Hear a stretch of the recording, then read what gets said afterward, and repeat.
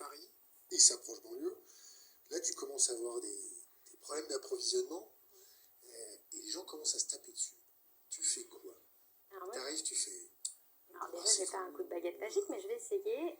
Manger du tofu. La première chose que je ferais, c'est peut-être de m'appuyer sur un arbre. C'est-à-dire qu'il n'y a pas mieux qu'un arbre derrière pour...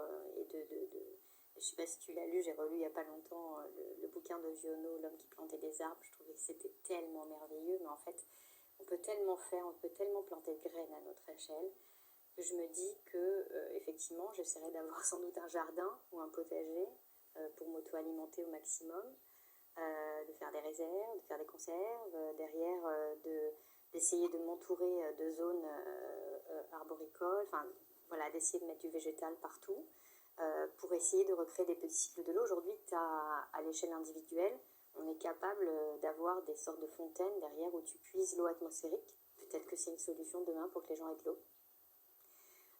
C'est une vraie question. Dans tous les cas, il y a des innovations qui sont en train d'arriver, qui sont intéressantes.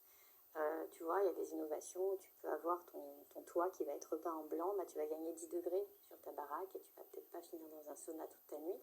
Je pense qu'il y a des choses à mettre en place. C'est sûr que à l'échelle individuelle, tu me poses la question, je pense que je peux peut-être réussir à trouver pas mal de solutions. Là, j'étais sur le terrain ces 2 dernières semaines et j'ai été voir notamment des zones qui ont été particulièrement touchées par les sécheresses. Et à quelques kilomètres de là où on a conservé les forêts, là où on a conservé les sols, là où on n'a pas labouré, là où on a laissé de la matière organique, la nappe, elle était juste là. En fait, derrière, le milieu conserve tout.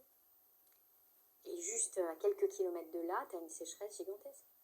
Donc en fait, j'essaierai, à mon échelle, de reconstruire un système avec de la cohérence, avec de la conscience, au moins à ma petite échelle.